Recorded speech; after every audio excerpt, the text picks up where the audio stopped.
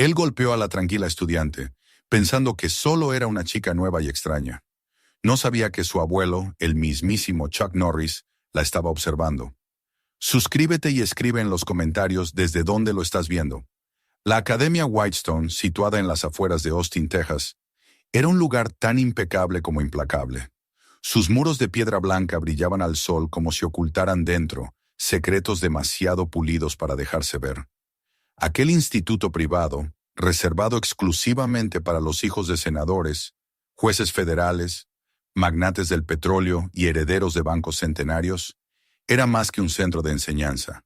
Era un santuario para la élite que moldeaba el país a su imagen y conveniencia. Las puertas de hierro forjado se abrían con reconocimiento facial. Las cámaras de seguridad seguían cada movimiento, no tanto para proteger como para vigilar. Los pasillos olían a mármol encerado y perfume caro. Y sin embargo, bajo esa fachada de excelencia, palpitaba un sistema que recompensaba el poder y castigaba la diferencia. Emma Norris cruzó esas puertas por primera vez con una mochila negra sin adornos y una expresión que parecía demasiado serena para su edad. A sus 16 años, se movía con una soltura disciplinada, como si cada paso hubiera sido medido antes de darse. Nadie le prestó demasiada atención el primer día. No llevaba joyas, no hablaba de yates familiares, ni del rancho de 5,000 acres, donde solían cazar ciervos los fines de semana.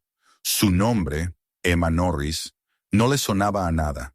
Nadie, excepto los administradores del centro, sabía quién era su abuelo, y ella tampoco lo mencionó. Durante las primeras semanas, Emma se mantuvo al margen. Sus calificaciones eran impecables. Sus intervenciones en clase eran escuetas pero certeras, y siempre se sentaba en la segunda fila, jamás en la primera ni al fondo. Entrenaba sola en el gimnasio después de clase, cuando la mayoría ya estaba en sus autos con chofer. No participaba en los cotilleos del comedor ni en los almuerzos compartidos entre familias políticas, donde los apellidos hablaban antes que las bocas.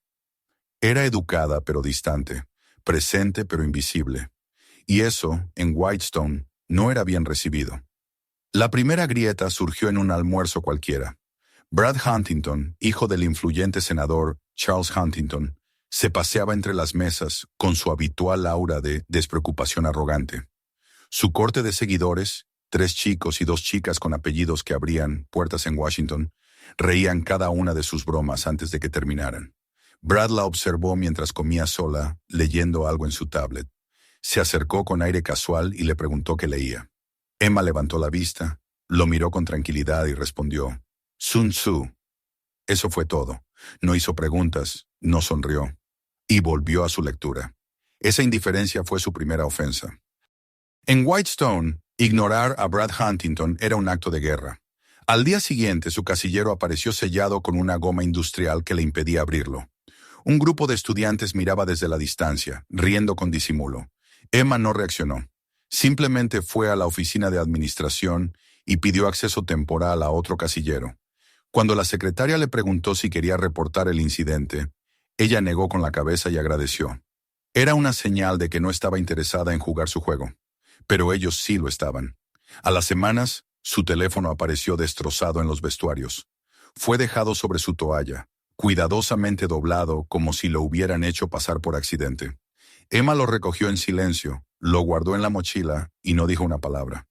Volvió a clase con la misma expresión firme y absorta. No pidió ayuda, no levantó la voz. Los ataques se volvieron más sofisticados. Un día encontró una nota en su pupitre con tinta dorada que decía, «Eres demasiado seria para un lugar tan brillante». Otra decía, «¿Crees que con tus músculos asustas a alguien aquí?» Y después los vídeos. Uno editado hábilmente mostraba una escena manipulada de un ejercicio en clase de educación física, donde parecía que ella empujaba a una compañera. Se compartió en un canal cerrado de alumnos.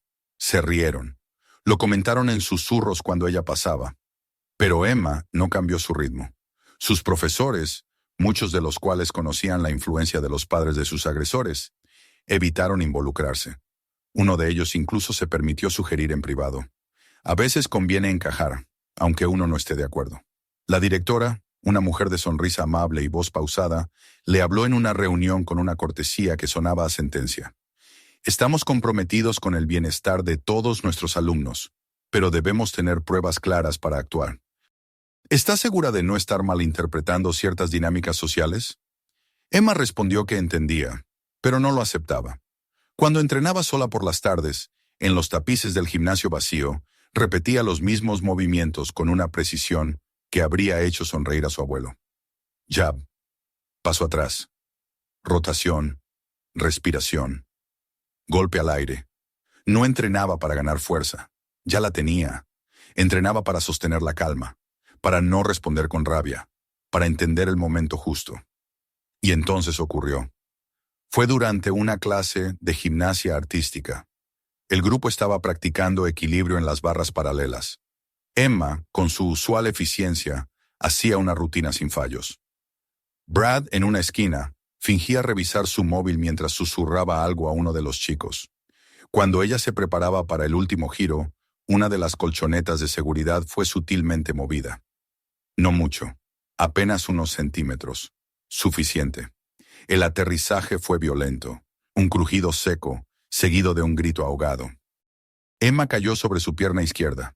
Los profesores corrieron, los alumnos fingieron preocupación. Brad fue el primero en acercarse. ¿Estás bien? No sé qué pasó con la colchoneta.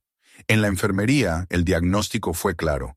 Esguince severo, posible rotura de ligamentos. 3 meses de recuperación. El informe oficial señaló un error en la instalación de los tapices. No hubo revisión de las cámaras. La directora envió una nota a los padres de Emma, expresando su más profunda preocupación y apoyo institucional. Emma permaneció inmóvil en la camilla. Con la pierna vendada y la mirada fija en el techo blanco, dejó que el dolor físico ocupara el lugar del silencio emocional. No lloró. No preguntó por qué. No buscó culpables. Cerró los ojos y recordó una frase que su abuelo le había dicho cuando tenía 8 años.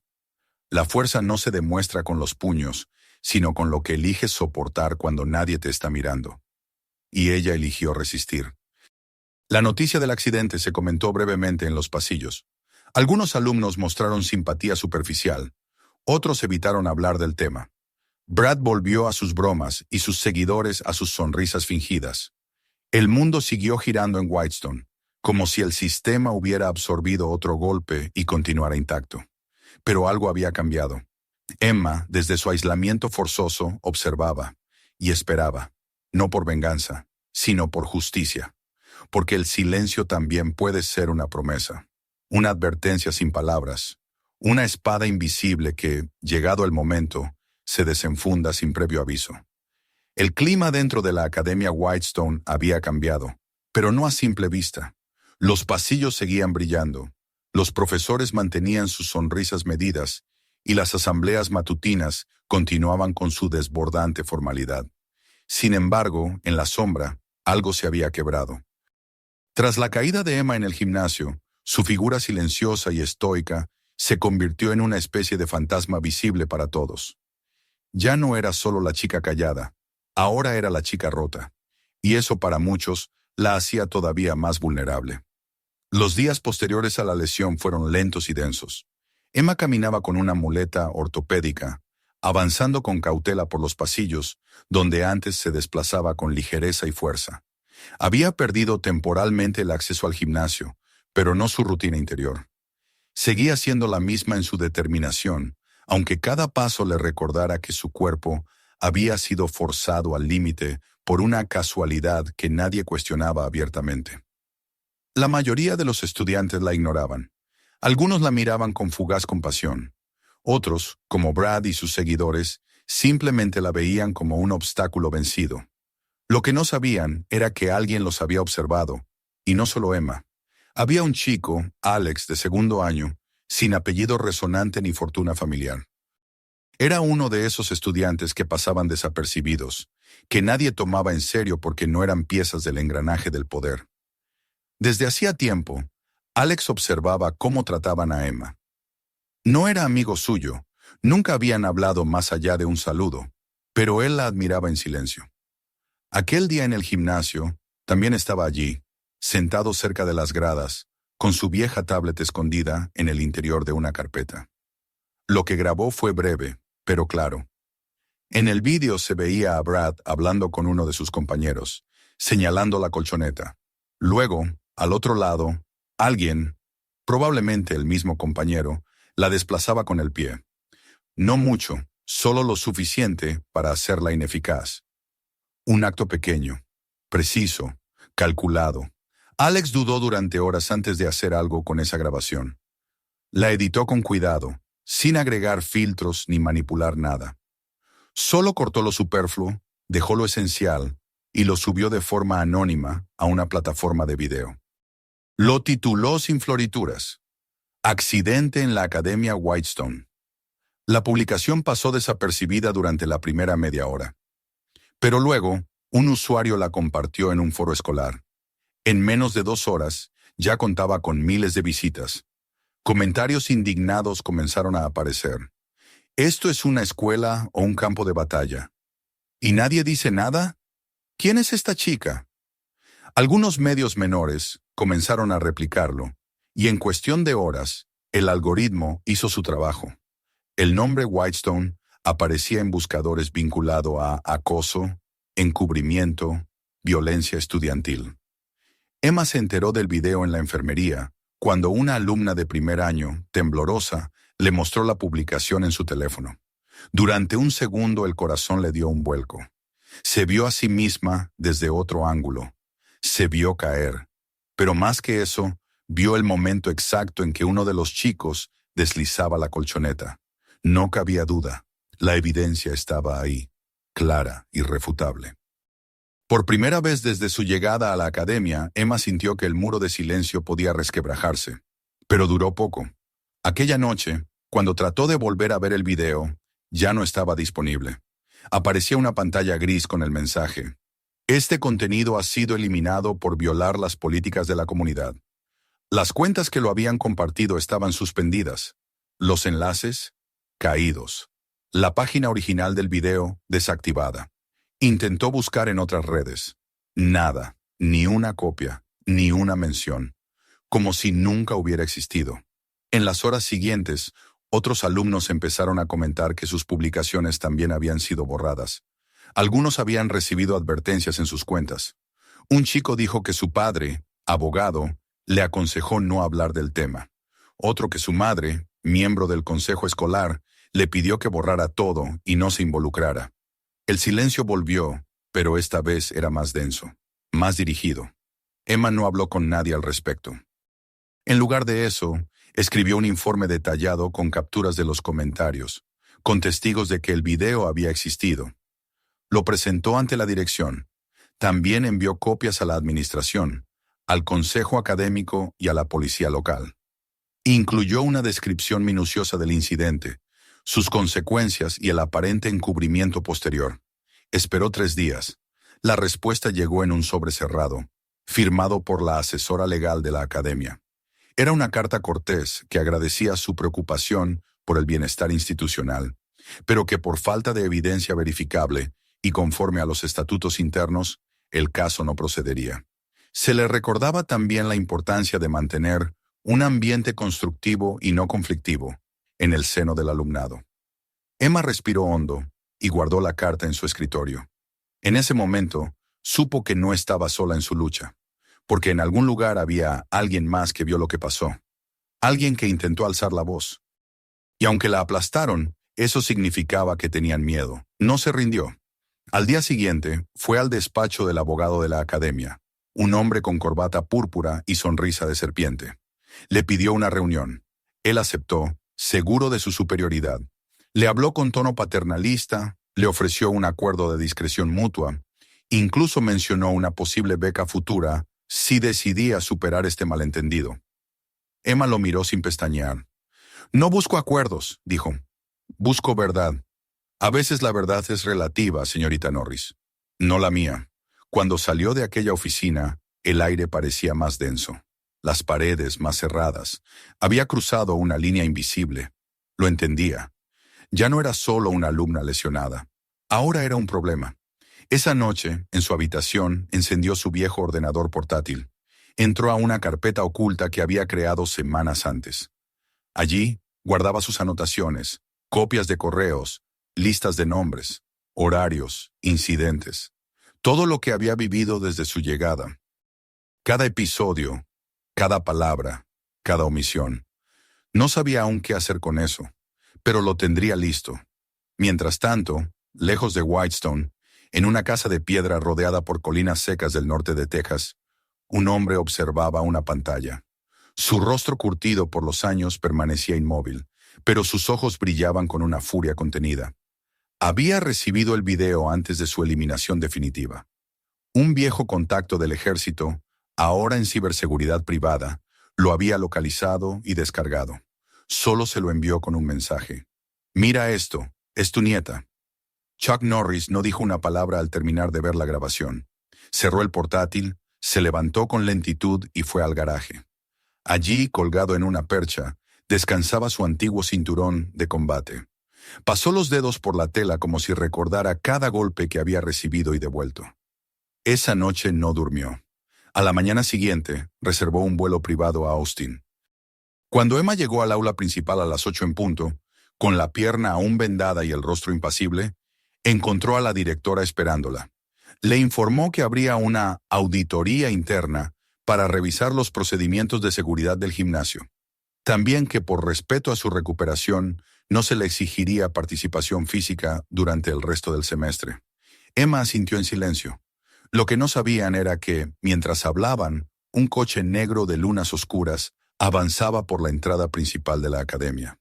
Y dentro de él, Chuck Norris observaba cada centímetro de ese lugar con la misma precisión con la que había evaluado campos enemigos décadas atrás. La calma en Whitestone estaba a punto de romperse, y esta vez el silencio no sería suficiente para detener la verdad. El sol tejano caía oblicuamente sobre el asfalto mientras un hombre descendía del vehículo negro sin placas que se detuvo frente a la reja principal de la Academia Whitestone. No vestía traje ni uniforme, solo una camisa abotonada de mezclilla, jeans oscuros y botas gastadas. Su andar era sereno, pero su sola presencia alteró el equilibrio invisible del lugar. La guardia de la entrada, acostumbrada a reconocer rostros famosos, lo miró con expresión incierta, reconociéndolo no como una celebridad, sino como una figura de leyenda.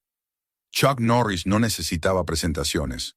Su reputación le precedía como una sombra que camina por delante. Pidió hablar con la directora. La voz con que lo dijo no fue una orden ni una súplica, sino una declaración neutral, como si fuera lo más lógico del mundo.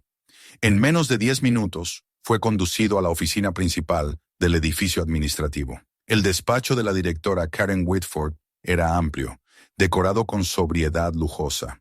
Cuadros abstractos en tonos grises, un escritorio de nogal sin una sola hoja fuera de lugar y una cafetera italiana al fondo. La mujer lo recibió de pie, con una sonrisa cuidadosamente construida. «Señor Norris, qué honor tenerlo aquí. No esperábamos esta visita, aunque su nieta nos ha hablado maravillas de usted». Chuck le dio la mano. Su apretón fue breve, firme, y su mirada no se desvió de los ojos de la directora ni un segundo. «Estoy aquí porque algo no cuadra, y no confío en los correos electrónicos». La directora, que había pasado los últimos 20 años sorteando a padres indignados con la gracia de una bailarina de salón, no mostró signos de incomodidad. Le ofreció asiento, café, agua mineral. Él se negó con cortesía. Empezó con preguntas simples. ¿Qué medidas se tomaron tras el accidente de Emma? ¿Se revisaron las grabaciones de seguridad? ¿Cuándo comenzó la auditoría interna anunciada? ¿Quién la conduce? Las respuestas llegaron, todas envueltas en una suavidad burocrática que rozaba el insulto.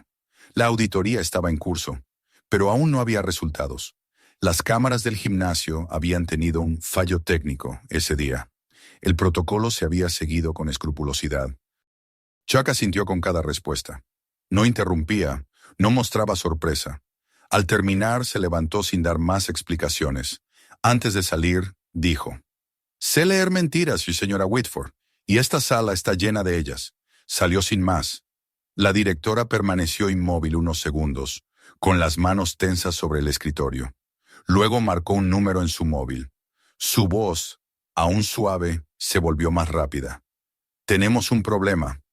Durante los siguientes días, Chuck no volvió a pisar la oficina administrativa. Se movía entre los espacios públicos de la academia como un simple visitante. Observaba, escuchaba, recorría los pasillos, se sentaba en la cafetería, hablaba con el personal de limpieza, con los conductores de autobuses escolares, con los jardineros.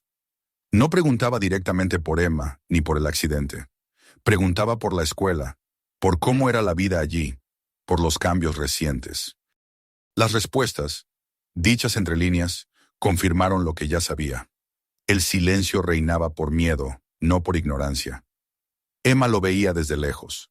No hablaban dentro del campus, apenas se cruzaban miradas en el comedor o en el patio trasero. Ella entendía que su presencia no era emocional, era estratégica. Era una pieza colocada con precisión en el tablero de una guerra silenciosa. Mientras tanto, la auditoría que había anunciado la administración demostró ser una farsa. Una consultora externa, cuyos vínculos con el consejo directivo eran evidentes, entregó un informe preliminar donde se afirmaba que no se encontraron patrones de comportamiento hostil sistemático y que el incidente en el gimnasio fue un hecho aislado. La prensa, que ya no hablaba del tema, recibió un comunicado frío y técnico. Caso cerrado. Chuck, sin embargo, no había empezado aún. Una mañana salió de la academia con rumbo a Austin. Allí tenía programadas 3 reuniones, ninguna de las cuales había solicitado permiso para concertar. La primera fue con el senador Charles Huntington, padre de Brad. La oficina del senador era un templo de mármol y acero, con asistentes jóvenes que se movían como peces en un acuario político. Chuck entró sin anunciarse, amparado por un viejo contacto del Servicio de Seguridad del Capitolio. El senador, al verlo, fingió sorpresa. «Vaya, señor Norris, ¿a qué se debe esta visita?» Chuck se sentó frente a él, sin quitarse las gafas de sol. Le habló sin rodeos. Le dijo que sabía lo que su hijo había hecho, que sabía que el video había sido borrado por una empresa de gestión digital contratada por su campaña, que había un encubrimiento, y que él no iba a detenerse hasta que cada responsable enfrentara consecuencias. El senador, por primera vez en años, no encontró palabras para llenar el vacío. El aire en su despacho se volvió más espeso, más real. Chuck se levantó, dejando sobre la mesa una copia impresa del informe médico de Emma y una foto del instante en que Brad desplazaba la colchoneta, una de las pocas que se habían logrado rescatar. La segunda reunión fue con Margaret Vail, directora de Relaciones Públicas de una importante petrolera y madre de una de las chicas del grupo de Brad. Ella intentó minimizar todo desde el principio. «Son chicos, Chuck. Hacen cosas estúpidas. No podemos crucificarlos por errores de juventud». Él no discutió. Solo enumeró los nombres de 3 periodistas que ya estaban investigando casos de encubrimiento en escuelas privadas, y dejó claro que los protegería si se atrevían a publicar. La tercera reunión fue la más breve. Fue con el juez retirado Thomas Greeley, abuelo de otro de los implicados.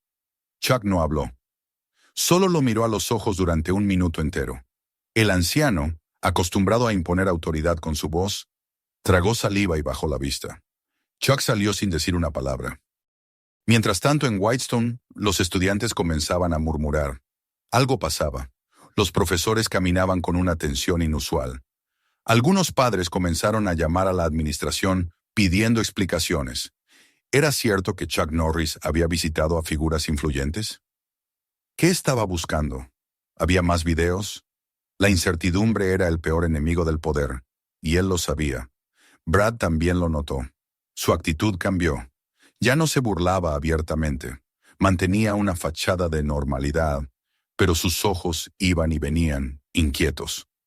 Reunió a su grupo una noche en el jardín trasero de la residencia escolar. Propuso algo nuevo, algo que cerraría el tema de una vez por todas. Emma sería el centro de un espectáculo en el próximo baile benéfico. Nada violento, nada que dejara huellas.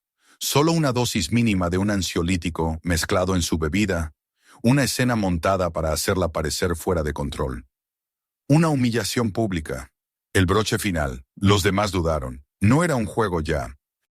Pero Brad insistió. Su padre le había asegurado que todo estaba bajo control, que nadie tocaría a sus hijos, que la prensa no publicaría nada, que las autoridades eran aliados. La arrogancia heredada hablaba por él. la misma que años atrás había cubierto crímenes mucho más graves.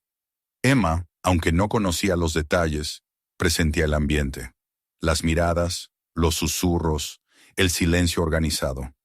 Sabía que algo se avecinaba, no por paranoia, sino por instinto. Aprendido, cultivado, perfeccionado. El anuncio del baile llegó como siempre, una circular elegante, con invitación a las familias, presencia de patrocinadores y cobertura de algunos medios locales. Nadie podía faltar. Sería la oportunidad perfecta para mostrar al mundo que Whitestone era una comunidad vibrante, fuerte y unida. Y Emma, por primera vez, decidió asistir. No por vanidad, no por despecho, sino porque sentía que era hora. Chuck, al enterarse, no dijo nada. Solo pidió una acreditación como invitado de honor. Fue aprobada sin discusión.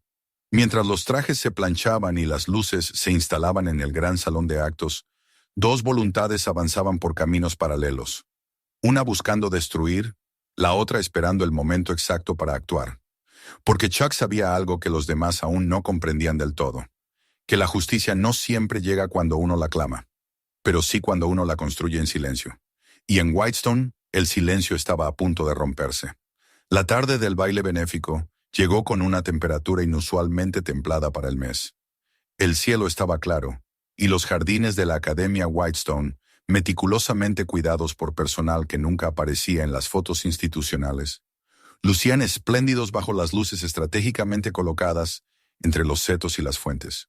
Los organizadores, en su mayoría madres de estudiantes con influencias políticas, se paseaban entre los arreglos florales, supervisando hasta el último detalle. Cada mesa debía estar alineada. Cada centro de mesa debía proyectar la opulencia medida que definía a la escuela. Lujo disfrazado de buen gusto. Emma se preparó sola. En su habitación no había espejo de cuerpo completo, ni joyeros. El vestido que eligió era de un azul oscuro profundo, sin adornos, con tirantes sencillos y una falda larga que rozaba el suelo sin aspavientos. Llevaba el cabello recogido en un moño bajo, sin maquillaje exagerado. Su vendaje seguía presente bajo las medias de compresión que cubrían la pierna afectada. Se calzó con lentitud, probando primero el equilibrio, y luego, respirando hondo, se contempló por última vez en el pequeño espejo del tocador. No buscaba belleza, solo firmeza. Cruzó el pasillo de la residencia con paso pausado. A su alrededor, otras chicas bajaban corriendo escaleras, entre risas nerviosas y perfumes costosos. Algunas la saludaban con un gesto vago, otras fingían no verla. Pero no había ya burla en sus rostros, solo tensión. Sabían que ella estaría ahí, y que la historia aún no había terminado. En el gran salón, las luces colgaban del techo como arañas de cristal, brillando sobre el mármol pulido que reflejaba las figuras de los presentes, como espejos que se deformaban al movimiento. Los padres conversaban en pequeños grupos, sosteniendo copas de champán servidas por camareros con guantes blancos. En el escenario, un cuarteto de cuerdas afinaba instrumentos mientras los primeros acordes de bienvenida llenaban el aire de solemnidad festiva. Y allí, entre los invitados, estaba Chuck Norris. Llevaba un traje oscuro perfectamente ajustado, sin corbata, con una camisa negra abotonada hasta el cuello. Se mantenía de pie junto a una de las columnas, observando. Nadie se le acercaba, pero todos lo veían. Algunos padres intercambiaban miradas discretas, reconociendo en él una amenaza silenciosa. Los estudiantes fingían indiferencia, aunque sus ojos delataban incomodidad. Chuck no se movía, como una estatua colocada en el sitio exacto donde más incomodaba. Brad Huntington, vestido con smoking blanco y moño de terciopelo, entró por la puerta lateral flanqueado por su habitual séquito. Saludó a varias personas, hizo una broma en voz alta, y su sonrisa relucía con la misma arrogancia heredada que había aprendido a usar como escudo. Cuando vio a Emma, su expresión no cambió. Caminó hacia ella como si todo fuera parte de un guión ya ensayado. Le ofreció una copa. Ella la rechazó sin palabras. Él rió, tomó otra de la bandeja y se la entregó, esta vez con más insistencia. La aceptó, no la bebió. Chuck lo observaba todo. El plan estaba en marcha. En el baño de los varones, minutos antes, uno de los muchachos del grupo de Brad había vaciado una pequeña cápsula en una botella. No sabían con precisión qué sustancia era, solo que su efecto era inmediato. Desorientación, confusión, pérdida de coordinación. Habían ensayado el momento. Emma, mareada, comenzaría a comportarse de forma errática. Se le ofrecería ayuda y una grabación cuidadosa mostraría su inestabilidad. Un nuevo escándalo. Pero esta vez, ella sería la culpable. Fin del problema. Emma, sin embargo, no era ajena al veneno. Había visto los movimientos. Sabía leer los ojos, como se leen los árboles cuando se acerca la tormenta. Aquel vaso no olía igual. No lo tocó. Fingió beber mientras su mirada se perdía en el aire. Luego lo dejó en la mesa. Se excusó con una sonrisa leve y se dirigió hacia el centro del salón. El cuarteto empezaba un vals lento y las parejas comenzaban a formar el círculo tradicional de apertura. Brad la siguió. Tocó su hombro con fingida cortesía. Le ofreció el brazo. Ella asintió. Era parte de la estrategia. En medio de la pista, giraron lentamente. Él susurraba frases vacías, de tono ambiguo, mientras su mano descendía ligeramente por su espalda. Ella mantenía el rostro inmóvil. Una cámara se activó al fondo, oculta entre los pliegues de la decoración. Todo seguía el guión, hasta que se rompió. Emma se detuvo en seco. Soltó la mano de Brad, que intentó retenerla. El sonido del vals pareció vacilar cuando la pareja se quedó inmóvil. Varios asistentes giraron la cabeza. Ella dio un paso atrás, miró directamente al grupo de cámaras y dijo, en voz clara, ese vaso contenía una sustancia alterada. Un murmullo se expandió como una ola invisible. Brad intentó reír. ¿De qué hablas? Estás exagerando, Emma. Pero en ese momento Chuck Norris atravesó el salón. Caminó sin prisa, sin empujar a nadie, y aún así la multitud se abrió a su paso. Se acercó a la mesa donde Emma había dejado la copa. La levantó. Llamó a uno de los camareros con un gesto seco. ¿Tienen algún protocolo para bebidas alteradas? El camarero vaciló. Chuck miró al director de la escuela, que había bajado del estrado. Todos lo observaban. La copa fue colocada en una bandeja, y un agente de seguridad de la academia intentó retirarla. Chuck lo detuvo con una mano en el pecho. No fue un golpe, pero el agente dio un paso atrás, sin saber por qué. Entonces, de una de las esquinas del salón, un grupo de hombres comenzó a avanzar. Eran guardaespaldas, enviados por el senador Huntington, que observaba desde un balcón privado. El ambiente se tensó de inmediato. Uno de ellos extendió la mano hacia Chuck. Fue un error. En un solo movimiento, sin necesidad de violencia brutal, Chuck desarmó al primero, derribó al segundo y dejó al tercero inmovilizado con el rostro contra el suelo. No usó fuerza innecesaria, solo precisión. La música se detuvo. Las luces apuntaron instintivamente hacia el centro del salón. Los teléfonos móviles se alzaron. Los flashes comenzaron a estallar. Emma no se movió. Observaba. La directora corrió hacia el escenario. Intentó tomar el micrófono, pero ya era tarde. La verdad estaba al descubierto. Un periodista local, invitado al evento como parte de la cobertura institucional, comenzó a transmitir en directo. El rostro de Brad, pálido, sudoroso, quedó enmarcado por la cámara mientras balbuceaba excusas. En cuestión de minutos, la escena fue noticia nacional. Chuck no se dirigió a nadie. Caminó hasta Emma, le ofreció el brazo y juntos salieron del salón, mientras la confusión aumentaba.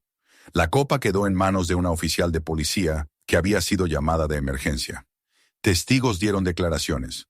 Las grabaciones fueron entregadas. El baile terminó antes de que pudiera comenzar. Esa noche, los padres de muchos estudiantes hicieron llamadas frenéticas. Algunos abogados empezaron a redactar comunicados de prensa.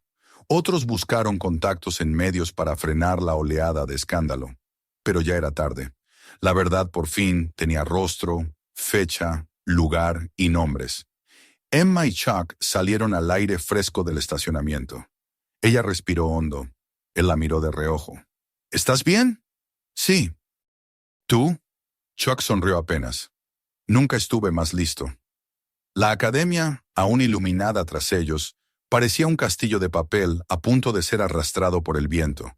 Y el viento había cambiado de dirección. La madrugada siguiente al baile, la Academia Whitestone amaneció en un silencio que no tenía nada de normal. No era el reposo habitual de un campus tras una velada agotadora, sino el respiro contenido de una institución colapsada desde dentro. A las 6 de la mañana, varios automóviles negros con placas gubernamentales llegaron al edificio principal.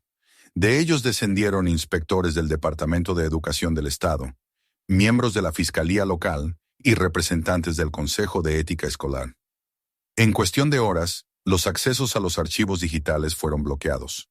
Se emitieron órdenes de suspensión provisoria para la directora y otros miembros del cuerpo directivo, y se retiraron todos los dispositivos de almacenamiento del servidor de seguridad. Para la mayoría de los estudiantes, el día comenzó con notificaciones en sus teléfonos. Clases suspendidas hasta nuevo aviso, actividades extracurriculares canceladas, evento deportivo del mes pospuesto indefinidamente. Algunos padres llegaron esa misma mañana exigiendo explicaciones o simplemente recogiendo a sus hijos sin hablar con nadie. El miedo a la exposición pública era tan grande como el miedo a las consecuencias internas. Emma observaba todo desde la ventana de su habitación. Llevaba puesta una sudadera gris y el cabello suelto. No se sentía victoriosa ni vengada. Se sentía extrañamente vacía, como si aún no comprendiera del todo lo que había ocurrido. La noche anterior, cuando ella y su abuelo salieron del salón principal, no cruzaron palabras. Subieron al auto sin prisa, condujeron por calles silenciosas, y al llegar a casa de Chuck, ella fue directamente a su cuarto y durmió durante 10 horas seguidas. Ahora, el mundo parecía diferente. El escudo que protegía a los agresores se había desmoronado en público, frente a cámaras, en una sala repleta de testigos. Pero eso no significaba que el daño hubiera desaparecido. Había heridas que no se medían en titulares ni en reportes institucionales. Heridas internas, persistentes, invisibles. Durante la semana siguiente, los medios continuaron cubriendo el escándalo. Algunos intentaron minimizar lo ocurrido, hablando de una exageración mediática o una jugada política. Pero la mayoría fue contundente. La transmisión en vivo, las grabaciones de seguridad, las declaraciones cruzadas, todo apuntaba a una estructura de abuso y encubrimiento sistemático. El nombre de Brad Huntington fue eliminado de la página web de la academia. Su familia publicó un comunicado evasivo que no convenció a nadie. Otros padres poderosos también emitieron declaraciones, intentando desvincularse de los hechos, pero cada día aparecía nueva información. Correos electrónicos filtrados, conversaciones grabadas, documentos internos que mostraban hasta qué punto la administración había silenciado denuncias. El gobierno estatal anunció una intervención total en la institución. La academia cerraría temporalmente para una reestructuración profunda. Se abriría una investigación independiente. Nadie sería eximido de declarar. El escándalo cruzó fronteras. Varias instituciones educativas privadas comenzaron a revisar sus propios protocolos. Whitestone ya no era sinónimo de excelencia, era sinónimo de vergüenza. Mientras tanto, Emma se enfocó en sanar. Su rodilla requería rehabilitación intensiva. Iba 3 veces por semana a un centro médico donde trabajaba con una fisioterapeuta joven y paciente, que jamás le preguntó por los titulares. Cada sesión era dolorosa, pero también necesaria. Aprendía a confiar de nuevo en su cuerpo, a caminar sin temor, a recobrar el equilibrio perdido, y sobre todo, a recuperar el control, porque su cuerpo había sido usado como blanco. Ahora debía reconstruirlo como escudo. En casa, Chuck la acompañaba sin invadir. Cocinaba por las mañanas, salía a correr solo, y cada noche le dejaba un té caliente en la mesa junto al sofá. Hablaban poco, se entendían en los silencios. Pero una tarde, mientras el sol descendía tras las colinas y el salón se llenaba de una luz tibia y anaranjada, él se sentó frente a ella y rompió la calma. Tu silencio fue más fuerte que cualquier grito, y tu paciencia más peligrosa que su poder. Emma no respondió enseguida. Lo miró con una mezcla de gratitud y dolor. Pensé que, si aguantaba lo suficiente, las cosas se corregirían solas. Eso no es aguantar, respondió él. Eso es resistir, y resistir es elegir cuándo actuar. Lo hiciste cuando debías, ni antes ni después. ¿Y ahora qué?, preguntó ella. Chuck se encogió de hombros, como si la respuesta fuera tan evidente que no necesitara palabras. Pero Emma sabía que la pregunta no era retórica. Era el inicio de algo más grande. Pasaron algunos días antes de que encontrara la forma. Empezó con un borrador, un documento donde contaba su experiencia, sin nombres, sin acusaciones directas, solo hechos. Los organizó cronológicamente, los llenó de detalles, incluyó reflexiones personales. Luego diseñó una página web, sencilla, blanca, con su nombre en la esquina inferior. Subió el documento, habilitó un espacio para testimonios anónimos y lo compartió en un solo lugar. Un foro educativo donde solían intercambiarse experiencias entre jóvenes. El impacto fue inmediato. En menos de 48 horas recibió más de 100 mensajes. Algunos eran simples agradecimientos, otros contaban historias similares, algunos con lágrimas, otros con rabia. Decenas de estudiantes de distintas partes del país comenzaron a compartir sus experiencias con acoso, humillaciones, violencia, todo encubierto por instituciones privadas que priorizaban el prestigio sobre la protección. Emma respondió uno por uno. No ofrecía soluciones mágicas, solo presencia, escucha, validación. A los pocos días, se le unieron 2 estudiantes de Derecho, un grupo de psicólogos y una periodista. Fundaron una red llamada Voz Firme, un espacio para denunciar, para compartir recursos legales, para organizar talleres en escuelas. Sin fines de lucro, sin banderas políticas, solo protección. La Academia Whitestone, mientras tanto, permanecía cerrada. Las autoridades aún no definían su futuro. Algunos padres exigían su reapertura. Otros retiraban a sus hijos en silencio. Nadie quería hablar del pasado, pero tampoco podían borrar lo ocurrido. Las grietas ya eran visibles desde afuera. Una mañana de primavera, Emma se levantó más temprano de lo habitual. Bajó al porche donde Chuck tomaba café. Se sentó a su lado con la mirada fija en el horizonte. «Quiero volver a entrenar», dijo, casi en un susurro. Chuck la miró de perfil. Su sonrisa fue leve, pero cálida. «Entonces empecemos hoy».